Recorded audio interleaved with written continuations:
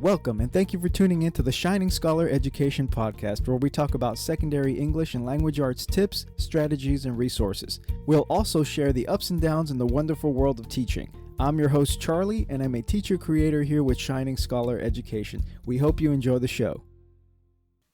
Hello again, my friends, and thank you for tuning into this episode. I wanted to make an episode dedicated to all the best inspirational stories for teachers that I've come across from books, websites, audiobooks, recommendations from friends. There's some really great stories out there, and I really wanted to share it with you guys to see if you would enjoy them as well. And I'll make sure to link to any stories or books referred to in this podcast episode in the show notes.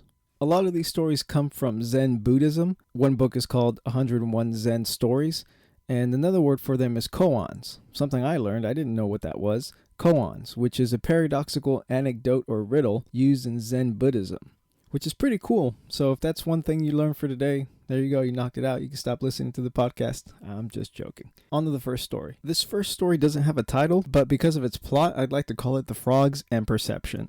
There's a group of frogs making their way through the forest when two fall into a pit. They jump and jump with all their might. They keep trying to get themselves out of the pit, and they can't. The other frogs gather around them and start taunting them, saying, "You're not going to get out. You're as good as dead. Just give up. Look at them trying to get out. It's pointless. It's futile. There's no way they can get out of that pit." One frog listened to them, and she just gave up, and she died shortly thereafter. The other frog kept trying and trying, while the other frogs watching down on her kept taunting her, egging her to give up. But she didn't, and somehow miraculously she gets out of the pit. Once she gets out, one of the frogs asks if she couldn't see what they were doing. They were taunting her the whole time. She ends up revealing that she was deaf. She thought they were cheering her on the whole time.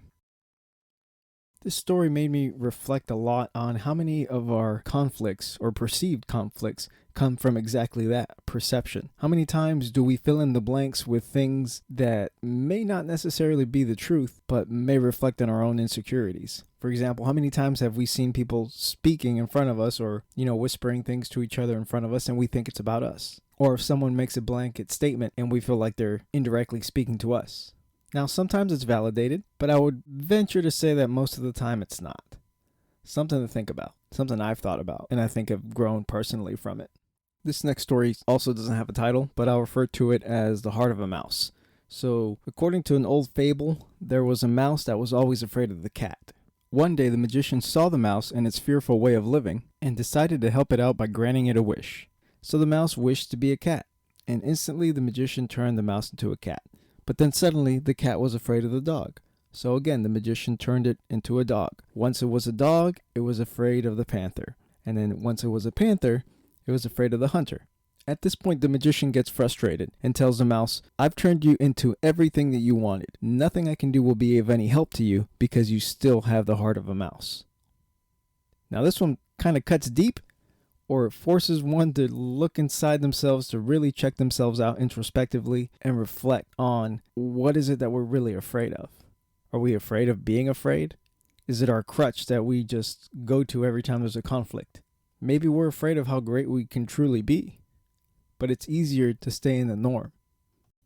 There's a TED Talk by Brian Rose where he has this great quote where he says, "Resistance is directly proportional to the magnitude of the change you're trying to make in your life." So basically, if you're trying to make a big change, expect a big amount of resistance from your family, your peers, your friends, even yourself. It's scary. To make a big change is scary. You're going into the unknown. Not only are you afraid of succeeding, you're also afraid of failing.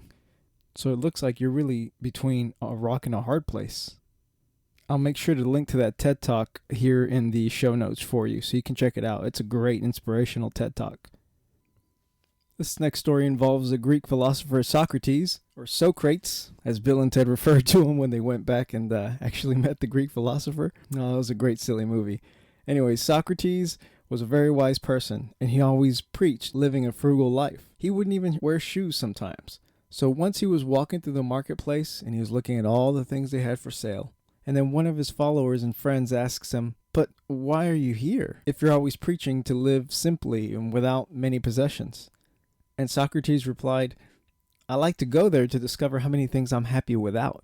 I think this just kind of shows on a different plane of thinking that Socrates was on. where most of us might react defensively. I'm like, what are you implying? You saying I'm a liar, or I'm fake, or I'm trying to preach something that I'm not practicing? No, he calmly accepts that, yeah, I went to the marketplace and I was looking at all the stuff, but it doesn't mean that I'm doing the same thing you folks are. I did the same thing, but with a different purpose.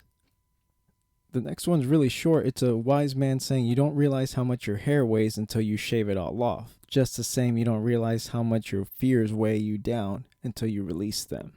The way I interpreted this story was, in a way, I wonder how many times I've self-sabotaged because I was afraid of succeeding. A lot of people talk about FOF, that fear of failure, and that's a real thing. But on the other end of the spectrum is the fear of success.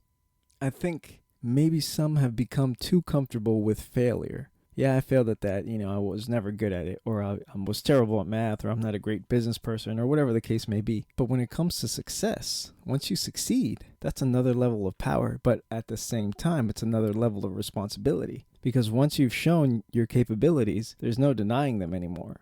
And you're expected to only get better from there. So how many times as teachers have we held ourselves back because we keep telling ourselves we can't do that, or we're stretching ourselves too thin, or I'm not ready for that promotion, or I can't take that certification test, or that school will never hire me, or I can't move over there and start teaching English in a foreign country. Yes, you probably could if you get out of your own way. This next story we'll just call The Quaker, and it's a Quaker who's selling a piece of land, and he just puts a sign up on the land and says, this land will be sold to anyone who's truly satisfied. And one day a wealthy farmer passes by the sign and thinks to himself, hey, I'm rich, I'm wealthy, I have everything I need. This land would be perfect for me to buy because there's nothing else I need. So he contacts the Quaker and they finally meet, and the Quaker says, my friend, are you completely satisfied? There's nothing else you need. And the rich man says, yes, actually, there's nothing I want, nothing I lack in my life. And the Quaker responds, but friend, if you're so satisfied, why do you want this land? I'll leave that one up for your interpretation, folks. Well, my friends, that's it for part 1 of the best inspirational stories for teachers. I hope you've enjoyed this episode, and please subscribe because I will be making part 2 and possibly parts 3 and 4 in the near future. Thank you again for tuning in. This is your host, Charlie, signing off, and we appreciate you, teachers. Thank you again for tuning in, and if you enjoyed the show, please like, subscribe, share, and consider leaving a review. It really does help. We make resources for teachers by teachers. Check us out at shiningscholareducation.com and at our Teachers Pay Teachers store as well. We'd love to hear from you, so email us at shiningscholareducation@gmail.com to share any questions or topics you'd like on the show. Thank you for all you do, teachers, and keep changing the world.